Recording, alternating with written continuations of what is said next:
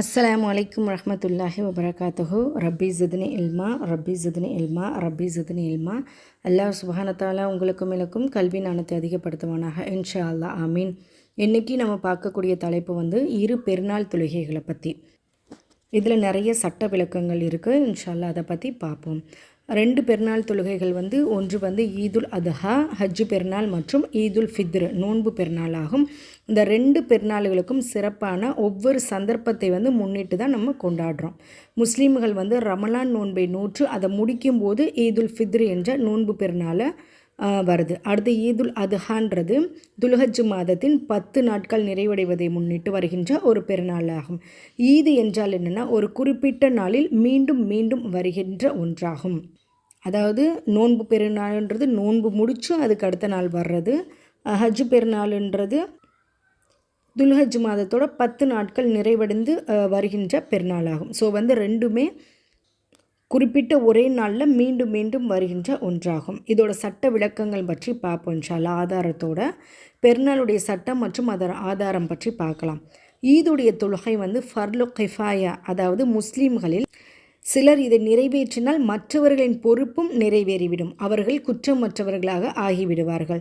இந்த தொழுகை எல்லாரும் விட்டுவிட்டால் முஸ்லீம்கள் எல்லாருமே என்ன ஆகிடுவாங்க, குற்றவாளியாக ஆகிடுவாங்க. ஏனென்றால் இந்த தொழுகை இஸ்லாமிய மார்க்கத்தின் வெளிப்படையான அடையாள சின்னங்களில் ஒன்றாகும். நபி ஸல்லல்லாஹு அலைஹி வஸல்லம் அவர்கள் இந்த தொழுகைகளை வாழ்நாள் முழுவதும் தொழுதுட்டு வந்திருக்காங்க. அல்ஹம்துலில்லாஹ். அவர்களுக்கு பின்னாடி பார்த்திங்கன்னா அவர்களுடைய தோழர்களும் இந்த தொழுகைகளை நிரந்தரமாக தொழுதுட்டு வந்திருக்காங்க, அவங்களோட ஆயுள் காலம் முழுவதும். இந்த தொழுகையில் பெண்கள் உட்பட அனைவரும் கலந்து கொள்ளலாம். பெண்களாக இருக்கட்டும், சிறுவர்கள், சிறுமியர்கள், யார் வேணாலும் கலந்து கொள்ளலாம். ஹைல் உள்ள பெண்களும் இந்த தொழுகைக்கு வர வேண்டும், ஆனால் தொழுமிடத்தை விட்டு ஒதுங்கி இருக்க வேண்டும் என்று நபி ஸல்லல்லாஹு அலைஹி வஸல்லம் அவர்கள் வலியுறுத்தினார்கள். இப்போ பெண்களுக்கு நம்ம ஊரில் திடலில் தொழுகிறதுக்கு அனுமதி இல்லை அப்படின்னா அங்கே நம்மளால் போக முடியாது. இப்போ அனுமதி கொடுக்குறாங்க அப்படின்னா நீங்கள் தாராளமாக அங்கே போய் தொழுது கொள்ளலாம் இன்ஷா அல்லாஹ். இந்த தொழுகையோட முக்கியத்துவம், இதிலிருந்தே இந்த தொழுகை எவ்வளோ ஒரு முக்கியத்துவம் வாய்ந்தது அப்படின்றத அல்ஹம்துலில்லாஹ் நம்மளால் புரிந்து கொள்ள முடிகின்றது. பெண்களும் கலந்து கொள்ள வேண்டும் என்று ரசூல்லா இதை கட்டளை இட்டிருக்கிறதுனால ஆண்களுக்கு இதில் கலந்து கொள்வது எவ்வளவு முக்கியம் என்பது நம்மளால் உணர முடிகின்றது. அல்ஹம்துலில்லாஹ். இந்த தொழுகை சில அறிஞர்கள் ஃபர்லு ஐன் அப்படின்னு கூறுகின்றார்கள். பெருநாள் தொழுகைக்குள்ள நிபந்தனைகள்லாம் என்னென்ன அப்படின்னு பார்க்கலாம் இன்ஷா அல்லாஹ். பெருநாள் தொழுகைக்குள்ள நிபந்தனைகள் ஒன்று, அதற்குரிய நேரம் வந்திருக்க வேண்டும். ரெண்டாவது பார்த்திங்கன்னா ஓரளவுக்கு தொழுகையாளியோட எண்ணிக்கை இருக்கணும். அந்த பெருநாள் தொழுகைன்றது அந்த திடலில் குறிப்பிட்டதுக்கு ஓரளவுக்குள்ள எண்ணிக்கை கூடியிருக்கணும் இன்ஷா அல்லாஹ். அடுத்து உள்ளூரில் உள்ளவராக இருக்க வேண்டும்.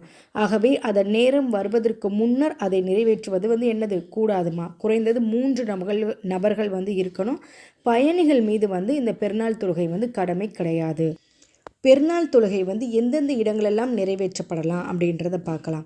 இந்த தொழுகை ஒரு ஊரோடைய கட்டடங்கள் இருக்கு இல்லையா, அதுலேயும் அதற்கு வெளியில் பாலைவனம் போன்ற பெரிய திறந்த வெளி இருக்கு இல்லையா, அதில் தொழுகிறது சுன்னத்தாகும்.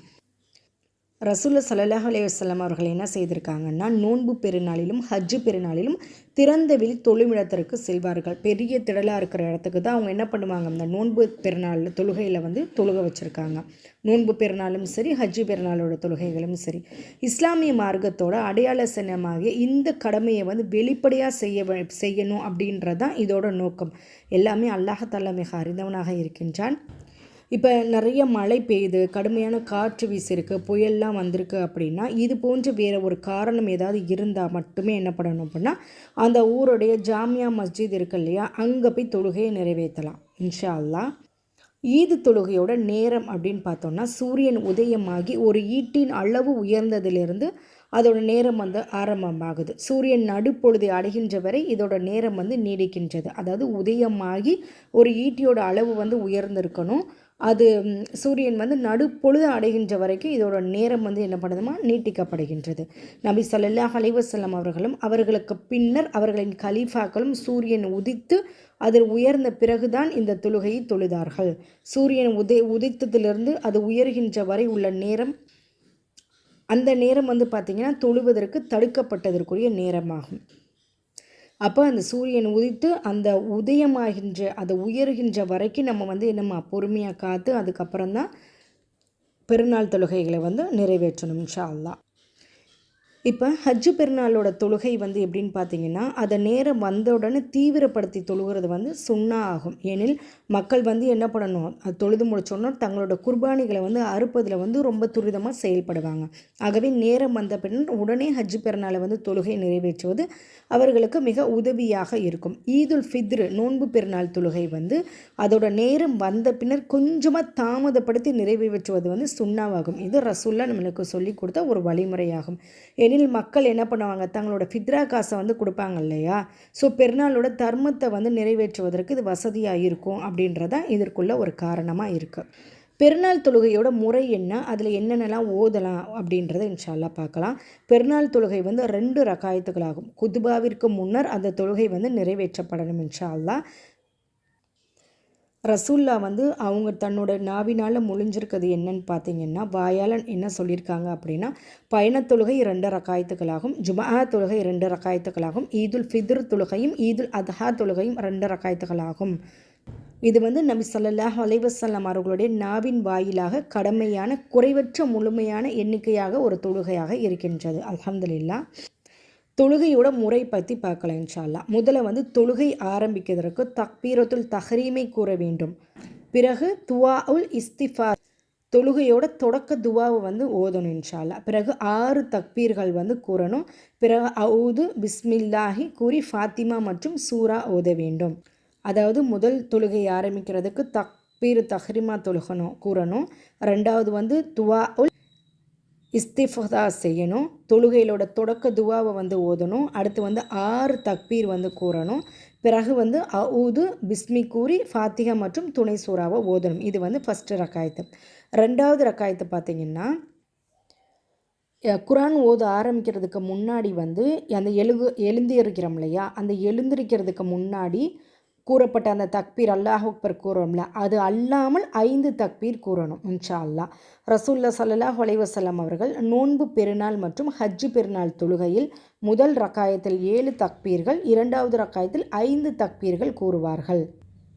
நம்ம அந்த சஜ்ஜிதாலேருந்து எழுந்திருச்சு அல்லாஹ் அக்பர் அந்த இது கிடையாதுமா, அது தவிர்த்து அது போக நீங்கள் இன்னும் 5 தக்பீர் கூறணும் இன்ஷா அல்லாஹ். வாயில் இப்னு ஹுஜ்ர் ரஹ்மத்துல்லா அவர்கள் கூறுகின்றார்கள், ரசூல்லா ஸல்லல்லாஹு அலைஹி வஸல்லம் அவர்கள் தக்பீர் கூறும்போது தனது 2 கைகளையும் உயர்த்துவதை நான் பார்த்தேன் அப்படின்னு இவங்க கூறியிருக்காங்க. தக்பீர் கூறிய பின்னர் என்ன பண்ணணும் அப்படின்னா, அவுது ஓதிட்டு பிஸ்மி வந்து கூறணும். பிறகு வந்து சப்தமாக இந்த அவுதையும் பிஸ்மியையும் சப்தமாக சொல்லிட்டு முதல் ரக்காயத்தில் வந்து ஃபாத்திமா சூறாவையும், தெரிஞ்சவங்க வந்து சப்பி இஸ்மிக ரப்பி கல்லதி அஹ்லா அந்த சூறாவையும், ரெண்டாவது ரக்காயத்தில் பார்த்தீங்கன்னா ஃபாத்திமாவுக்கு பின்னர் ஃபாத்திஹா சூறாவுக்கு பின்னர் ஹல் அதாக ஹதீசுல் ஹாஷியா என்ற சூறாவையும், அப்படி இந்த துணை சூறாக்கள் தெரியாதவங்க உங்களுக்கு என்ன துணை சூறா தெரியுதோ அதை வச்சு நீங்கள் இன்ஷா அல்லாஹ் ஓதிக்கொள்ளலாம். ரசூல்லா ஸல்லல்லாஹு அலைஹி வஸல்லம் அவர்கள் 2 பெருநாள் தொழுகையிலும் சப்பி ஹிஸ்மி ரப்பிக்கல் அஹ்லா என்ற சூறாவையும் ஹல் அதாக ஹதீசுல் ஹாஷியா என்ற சூறாவையும் ஓதுவார்கள். பெருநாள் இந்த தொழுகை முடிஞ்சதுக்கு அப்புறம் குதுபா பிரசங்கம் வந்து நிகழ்த்துவாங்க. ரசூலுல்லாஹி ஸல்லல்லாஹு அலைஹி வஸல்லம் இன்னும் அபூபக்கர், உமர் அலி ஆகியோரும் 2 பெருநாள் தொழுகைகளையும் குதுபாவிற்கு முன்னர் தான் தொழுபவர்களாக இருந்தார்கள். இப்போ பெருநாள் தொழுகை கலா செய்யலாமா கூடாதா அப்படின்றத பார்க்கலாம். ஒருவருக்கு பெருநாள் தொழுகை கிடைக்கல, தவறிடுச்சு அப்படின்னா அவர் வந்து கலா செய்கிறது நபி வழி கிடையாது. ரசூல்லா வந்து அதை நம்மளுக்கு சொல்லி தரலாம். இது குறித்து நபி ஸல்லல்லாஹு அலைஹி வஸல்லம் அவர்களிடமிருந்து எந்த அறிவிப்புமே நம்மளுக்கு கிடைக்கல. பெருநாள் தொழுகையை வந்து குறிப்பிட்ட முறையில் வந்து ஒன்று கூடி நிறைவேற்ற வேண்டும் என்று வந்துள்ளதால் தனியாக அதை வந்து கலா செய்ய முடியாது. ஈது தொழுகையோட சுன்னத்துக்கள் இன்ஷா அல்லாஹ் பார்க்கலாம். ஈது தொழுகையை வந்து ஊருக்கு வெளியில் வந்து விசாலமான ஒரு வெளிப்படையான ஒரு இடத்துல நிறைவேற்றுவது வந்து சுன்னாவாகும். இந்த வணக்கத்தை வந்து பிரகடனப்படுத்தி நிறைவேற்றுவதற்காக முஸ்லீம்கள் வந்து என்ன பண்ணணுமா, திரளணும். நிர்பந்தம் ஏதும் இல்லாமல், அதாவது நிர்பந்தம் ஏதும் இருந்தால் அதில் மஸ்ஜிதில் நிறைவேற்றுவது குற்றமாகாது.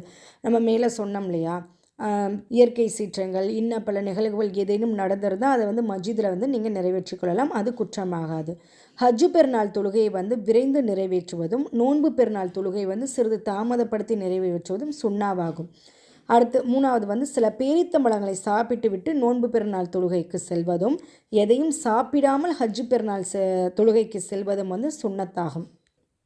அதாவது ரசூல்லா ஸல்லல்லாஹு அலைஹி வஸல்லம் அவர்கள் வந்து நோன்பு பெருநாள் தொழுகம் போகும்போது என்ன பண்ணுவாங்க அப்படின்னா பேரிச்சம்பழங்களை வந்து சாப்பிட்டுட்டு தான் தொழுக செல்லுவாங்க. பேரிச்சம்பழம் வந்து அதுவும் ஒற்றைப்படையில் சாப்பிட்டுட்டு தொழுக போயிருக்காங்க.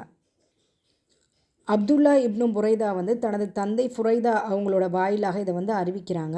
நபி ஸல்லல்லாஹு அலைஹி வஸல்லம் அவர்கள் வந்து நோன்பு பெருநாள் அன்று சாப்பிடாமல் தொழுகைக்கு செல்ல மாட்டார்கள். ஹஜ்ஜு பெருநாளைக்கு வந்து அது தொழுகின்ற வரை சாப்பிட மாட்டார்கள் அப்படின்னு கூறியிருக்காங்க. 4வது வந்து சுபுகு தொழுகைக்கு பின்னர் தான் பெருநாள் தொழுகையை வந்து நிறைவேற்ற மைதானத்திற்கு விரைந்து செல்லணும். அதன் மூலம் இமாமுக்கு அருகில் அமைவதற்கு வாய்ப்பு கிடைக்கும். 5வது வந்து குளித்து நறுமணம் பூசி தன்னிடம் இருக்கிறதுலே அழகிய ஆடையை அணிந்து செல்வது சுன்னத்தாகும். 6வது வந்து தொழுகை முடித்த பின்னர் இமாம் வந்து குத்துபா பிரசங்கம் நிகழ்த்த வேண்டும். அந்த பிரசங்கம் வந்து எப்படின்னா பொதுவானதாகவும் மார்க்க காரியங்கள் அனைத்தையும் உள்ளடக்கியதாகவும் இருக்க வேண்டும். நோன்பு பெருநாளோட பிரசங்கத்தில் வந்து சதக்கத்துல் ஃபித்ரு அதை பற்றியும் ஹஜ்ஜு பெருநாளோட பிரசங்கத்தில் வந்து குர்பானி பற்றியும் சம்மந்தப்பட்ட சட்டங்களை வந்து மக்களுக்கு விளங்கி கூறணும் இன்ஷா அல்லாஹ். பெண்களுக்கென்று விசேஷமாக அறிவுரை வழங்குவதும் நபி வழியாகும். அடுத்து 7வது வந்து பார்த்திங்கன்னா பெருநாள் அன்று அதிகமாக தக்பீர் லா இல்லா அல்லாஹ் அக்பர் என்று கூற வேண்டும். தஹ்லீலும் அதிகமாக கூற வேண்டும். லா இல்லாஹ இல்லல்லா என்று கூற வேண்டும். ரமலான் மாதம் வந்து எத்தகையது என்றால் அதில் தான் அல்லாஹாலா மனிதர்களுக்கு நேர்வழி காட்டக்கூடிய அல் குர்ஆன் எனும் திருமறை வேதத்தை வந்து நம்மளுக்கு இறக்கியர்களுக்கு அல்ஹம்துலில்லாஹ். அதில் நன்மை தீமை என்று பிரித்தறிவித்து நேரான வழியை வந்து நம்மளுக்கு காமிச்சிருக்கான் மாஷா அல்லாஹ். ஆகவே உங்களில் எவர் வந்து அம்மாதத்தை அடைகிறாரோ அவர் நோன்பு நோற்கட்டும். உங்களில் யாராவது நோயாளியாகவோ அல்லது பயணத்திலோ இருந்தார்களோ அவர்கள் வந்து என்ன பண்ணட்டும், விட்டு போன நோன்புகளை கலா செய்யட்டும் அப்படின்னு ரசூல்லா கூறியிருக்காங்க அல்ஹம்துலில்லாஹ்.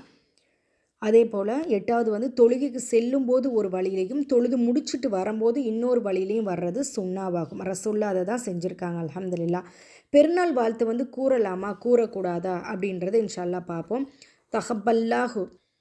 தகப்பல்லாஹு மின்னா வ மின்க சாலிஹன் அஹ்மால். உங்களிடமிருந்தும் எங்களிடமிருந்தும் நல்ல அமல்களை அல்லாஹ் ஏற்றுக்கொள்வானாக என்பது போன்ற நல்வார்த்தைகளை வந்து நம்ம கூறலாம் அல்ஹம்துலில்லாஹ். நபி தோழர்கள் வந்து இவ்வாறு செஞ்சுருக்காங்க. பெருநாள் அன்று வந்து மக்களை வந்து முக மலர்ச்சியுடனும் உற்சாகத்துடனும் நம்ம சந்திக்கணும். ஸோ வந்து நம்ம எப்படி வந்து வாழ்த்து கூறலாம் அப்படின்னா தகப்பல்லாஹு மின்னா வ மின்க சாலிஹல் அமால். உங்களிடமிருந்தும் எங்களிடமிருந்தும் நல்ல அமல்களை அல்லாஹ் ஏற்றுக்கொள்வானாக. இது போன்ற வாழ்த்துக்களை இன்ஷா அல்லாஹ் கூறலாமா. என்னிடமிருந்து ஒரு செய்தி நீங்கள் பெறப்பட்டாலும் அதை பிறருக்கு எத்தி வையுங்கள் என்பது நபியவர்களின் வாக்கு. இன்ஷா அல்லாஹ் நீங்களும் இந்த பெருநாள் தொழுகையை பற்றி தெரிந்து கொண்டு உங்களுடைய உற்றார் உறவினர்களுக்கும் நண்பர்களுக்கும் நம்முடைய இந்த வீடியோவை ஷேர் செய்து சதக்கத்துல் ஜாரியாவுடைய நன்மையை பெற்றுக்கொள்வோம் இன்ஷா அல்லாஹ். அஸ்ஸலாமு அலைக்கும் வரஹ்மத்துல்லாஹி வபரகாத்துஹு.